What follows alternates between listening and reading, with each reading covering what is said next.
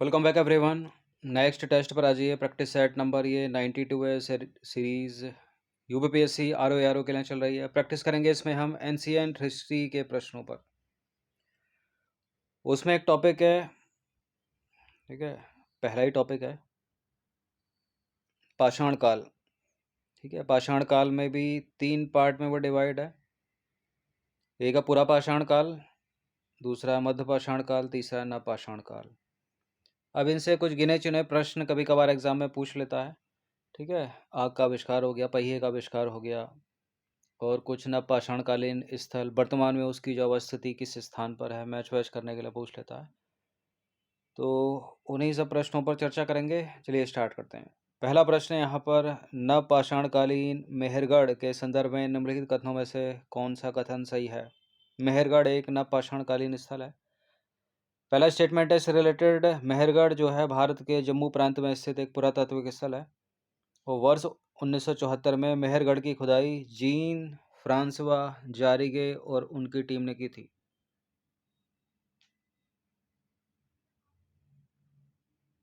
चूंकि मेहरगढ़ एक नवपाषाणकालीन स्थल है और ये जो है पाकिस्तान के बलूचिस्तान प्रांत में स्थित एक पुरातात्विक स्थल है, ना कि भारत के जम्मू प्रांत में। तो गलत है पहला वाला स्टेटमेंट। वर्ष 1974 में मेहरगढ़ की खुदाई जीन फ्रांसवा जारिगे और उनकी टीम द्वारा की गई थी। केवल दूसरा वाला ही सही है यहाँ पर। तो मेहरगढ़ जो है पाकिस्तान के बलूचिस्तान प्रांत में स्थित है, न कि भारत के जम्मू में। एक पुरातात्विक स्थल है ये। नवपाषाण काल से संबंधित है। ठीक है, नवपाषाण काल यानी 7000 ईसा पूर्व से 3300 ईसा पूर्व। मेहरगढ़ सिंधु घाटी सभ्यता के विकास में एक महत्वपूर्ण भूमिका निभाता है और दक्षिण एशिया में मानव इतिहास को समझने के लिए एक महत्वपूर्ण स्थल है। मेहरगढ़ की खुदाई जीन फ्रांसवा जारिगे और उनकी टीम ने की थी।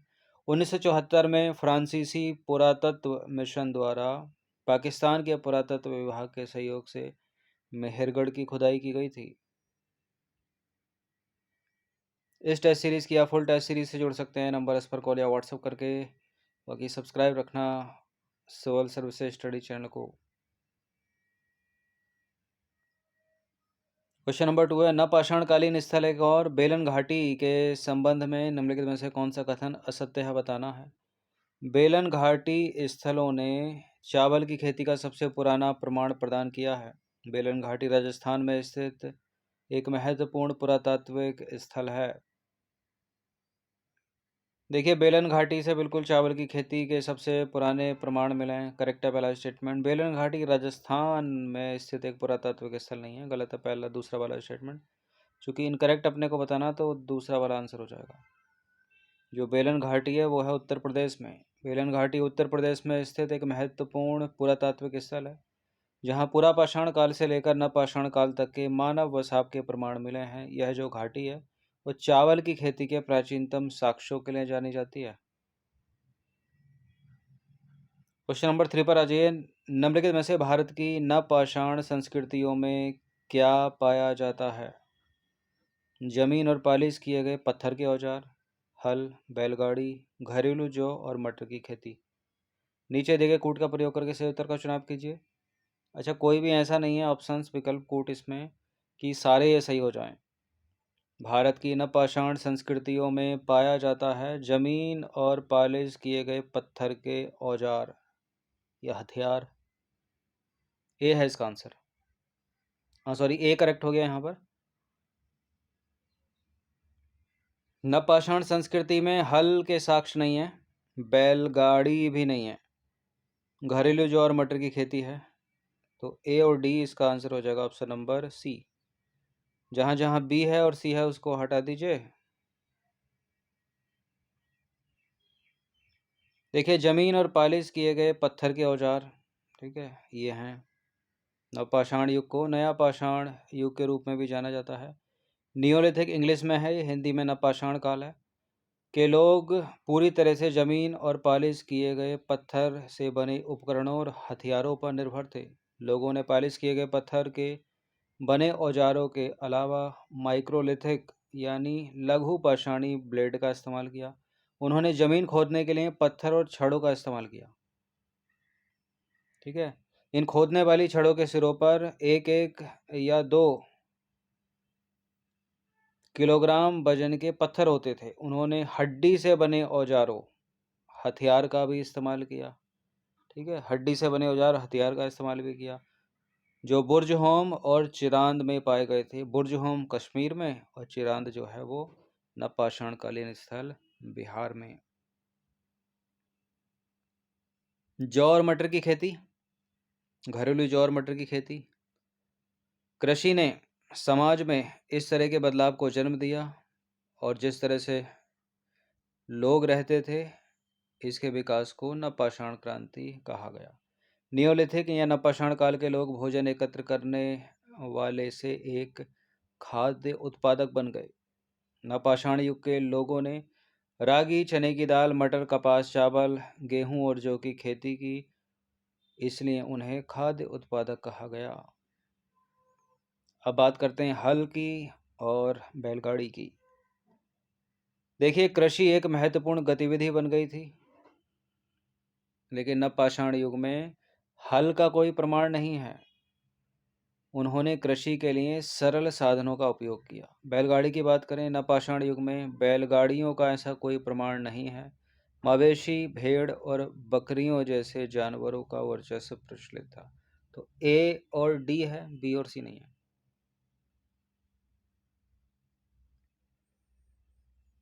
क्वेश्चन नंबर 4 पर आ जाइए। निम्नलिखित का मिलान कीजिए। यह है नवपाषाण कालीन स्थल: बुर्जहोम, महागढ़, उतनूर, मेहरगढ़। यह मुख्य विशेषताएं। राख का टीला कहाँ से, चावल की खेती कहाँ से। गर्तबास यानी गड्ढों में बने घर। और सबसे प्राचीन नवपाषाण स्थल, सबसे प्राचीन नवपाषाण स्थल हो जाएगा मेहरगढ़। बुर्जहोम, गर्तबास, महागढ़ हो गया चावल की खेती, और उतनूर हो गया राख का टीला। तो ए का हो गया 4, बी का हो गया 3, सी का हो गया 2 और डी का हो गया 1। यानी 4 3 2 1 वाला मिलान सही हो जाएगा यहाँ पर। 4 3 2 1, 4 3 2 1, 4 3 2 1, डी है इसका आंसर। ठीक है, बुर्जहोम गड्ढे में निवास यानी गर्तवास। बुर्जहोम भारत की कश्मीर घाटी में स्थित पुरातात्विक स्थल है। यह अपने गड्ढों वाले आवासों के लिए जाना जाता है, जो आकार में गोलाकार या आयताकार होते थे और जमीन में खोदे जाते थे। इन आवासों का उपयोग नवपाषाणकालीन लोगों द्वारा किया जाता था, जो लगभग 3000 ईसा पूर्व के क्षेत्र में रहते थे। महागढ़ पर आ जाइए। चावल की खेती के प्रमाण। महागढ़ भारत के उत्तर प्रदेश में स्थित एक पुरातात्विक स्थल है। यह चावल की खेती के साक्ष्य के लिए जाना जाता है, जो 2000 ईसा पूर्व के आसपास के क्षेत्र में रहने वाले नवपाषाणकालीन लोगों द्वारा किया जाता था। उतनूर राख का टीला। उतनूर भारत के तेलंगाना में स्थित एक पुरातात्विक स्थल है। यह अपने राख के टीलों के लिए जाना जाता है, जो राख और जली हुई मिट्टी के बड़े ढेर हैं, जिन्हें 2000 ईसा पूर्व के आसपास इस क्षेत्र में रहने वाले नवपाषाणकालीन लोगों द्वारा छोड़ दिया गया था। मेहरगढ़ की बात करें तो सबसे प्रारंभिक नवपाषाणकालीन स्थल है ये। ठीक है, यानी सबसे पुराना। मेहरगढ़ पाकिस्तान के बलूचिस्तान में स्थित एक पुरातात्विक स्थल है। यह दक्षिण एशिया में सबसे पुराने नवपाषाण स्थलों में से एक होने के लिए जाना जाता है, जो लगभग 7000 ईसा पूर्व का है। मेहरगढ़ की खुदाई से खेती, पशुपालन, मिट्टी के बर्तनों और अन्य सामानों के निर्माण के प्रमाण मिले हैं, जिससे यह क्षेत्र कृषि और सभ्यता की उत्पत्ति को समझने के लिए महत्वपूर्ण स्थल बन गया है।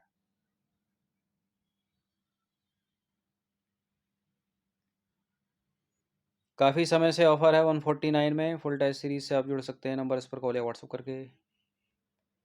क्वेश्चन नंबर 5 पर आ जाइए। निम्नलिखित में से कौन सा नवपाषाणकालीन स्थल अपने स्थान के साथ सही सुमेलित नहीं है? बुर्जहोम कश्मीर, गुफकराल कश्मीर, ब्रह्मगिरी कर्नाटक, चिरांद राजस्थान। बुर्जहोम कश्मीर में, गुफकराल कश्मीर में, ब्रह्मगिरी कर्नाटक सही है। चिरांद है बिहार में, न कि राजस्थान।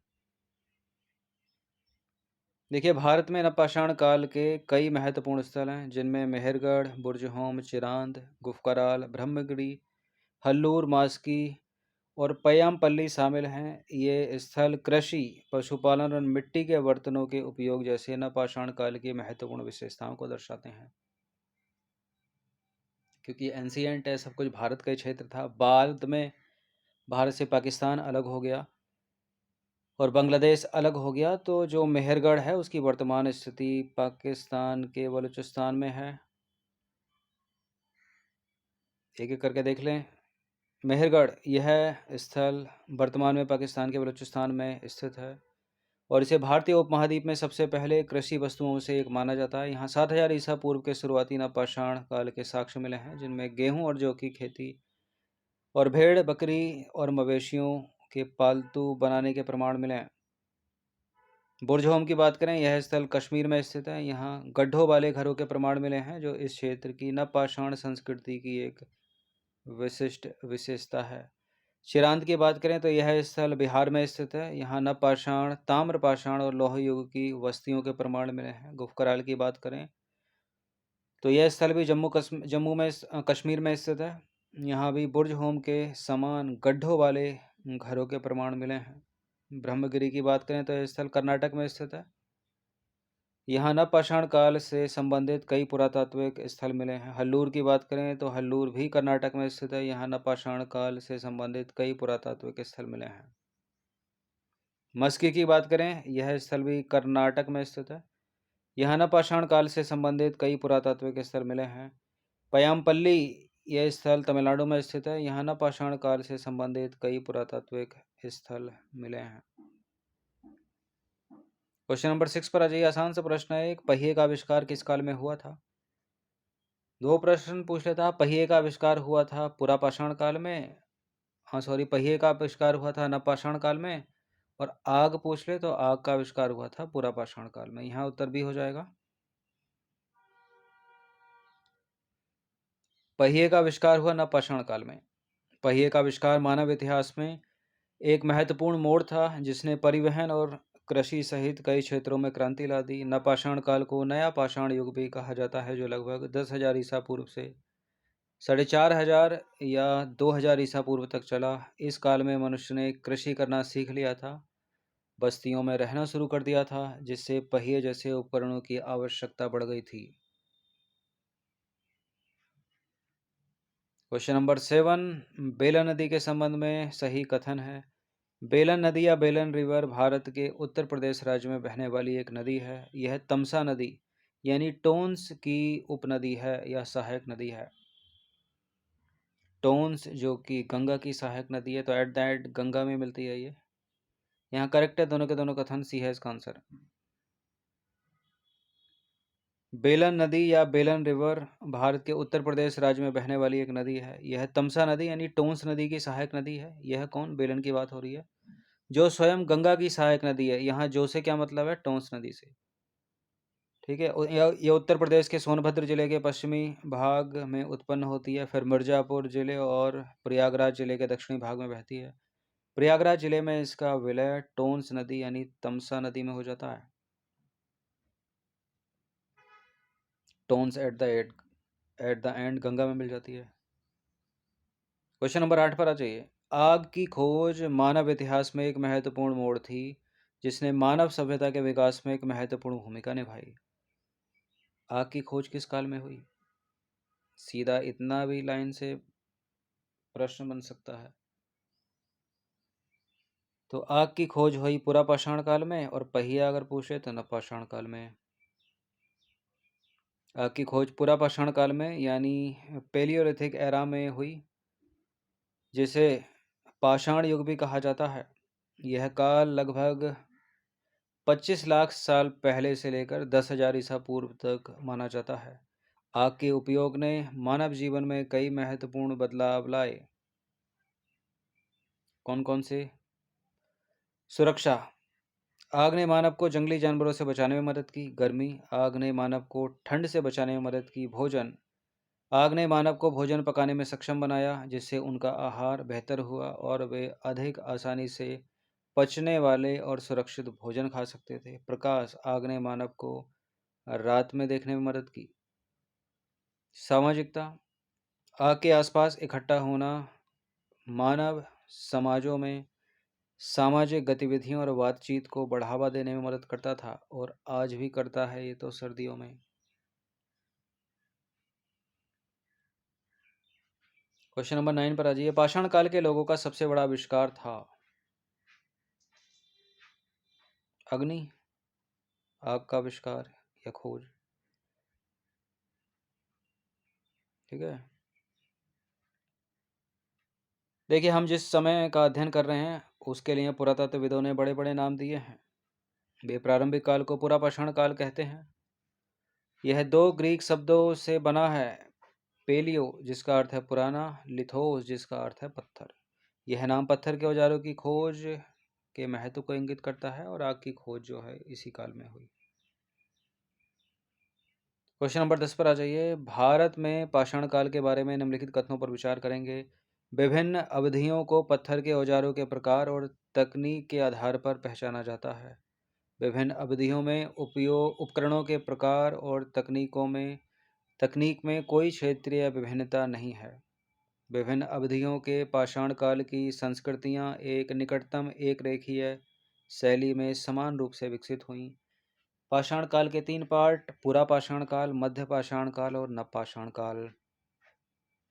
ठीक है, विभिन्न अवधियों को पत्थर के औजारों के प्रकार और तकनीक के आधार पर पहचाना जाता है। बिल्कुल करेक्ट है पहला स्टेटमेंट। विभिन्न अवधियों में उपकरणों के प्रकार और तकनीक में कोई क्षेत्रीय विभिन्नता नहीं है। ऐसा नहीं है, विभिन्नता है। विभिन्न अवधियों के पाषाण काल की संस्कृतियां एक निकटतम एक रेखीय शैली में समान रूप से विकसित नहीं हुई हैं। केवल पहला वाला ही सही है। यहाँ पर पूछा क्या है, सही ही पूछा है। तो चूंकि दूसरा और तीसरा तो सही है नहीं, जहां जहां 2 हैं और 3 हटा दीजिए, केवल इसका आंसर हो जाएगा 1। देखिए, पाषाण काल मानव द्वारा औजारों के उपयोग द्वारा परिभाषित एक अवधि है। पाषाण काल को 3 भागों में विभाजित किया गया है: पुरा पाषाण काल यानी पुरानी पाषाण काल, मध्य पाषाण काल यानी मध्य पाषाण काल और नवपाषाण काल यानी नया पाषाण काल। पुरा पाषाण काल की बात करें तो पुरा पाषाण काल पुरा पाषाण अवधि में विकसित हुआ था। ये नाम याद रखिएगा, रॉबर्ट ब्रूस फूटे 1863 में भारत में पुरा पाषाण काल की खोज करने वाले पहले व्यक्ति थे। इस अवधि के औजार कठोर पत्थर यानी क्वार्टजाइट से बने थे और इसलिए इस काल के लोगों को क्वार्टजाइट मैन कहा जाता था। पुरा का अर्थ पुराना और पाषाण का अर्थ पत्थर है। मूल रूप से यह शिकार और भोजन एकत्र करने की संस्कृति थी पुरा पाषाण काल। इसके आगे का समय मध्य पाषाण काल। यह पुरा पाषाण काल और नवपाषाण काल के बीच का संकरण काल है, क्योंकि तीसरा है नवपाषाण काल। मध्य पाषाण औजार इस काल की मुख्य विशेषताएं हैं। ठीक है, कार्लाइल 1867 में विंध्यन रॉक शेल्टर से मध्य पाषाण की खोज करने वाले पहले व्यक्ति थे, इसलिए इसे मध्य पाषाण काल कहा जाता है। शिकार करना, मछली पकड़ना, भोजन एकत्र करना, इनके मुख्य कार्य थे मध्य पाषाण काल के। इसके बाद आता है नवपाषाण काल। कृषि, पशुओं का वर्चस्व, परिष्कृत और कटे हुए पत्थर के औजार इस काल की प्रथा थी। तो केवल कथन एक ही सत्य है, क्योंकि दूसरे और तीसरे में डिफरेंस है। ठीक है, समान नहीं है। तो यह है पुरा पाषाण काल के 3 पार्ट: मध्य पाषाण काल, नवपाषाण काल। जितने भी प्रश्न इस टॉपिक से इससे बाहर नहीं बनेंगे, इनकी प्रैक्टिस कर लीजिएगा अगर कोई एक आधा प्रश्न पूछा जाता है तो।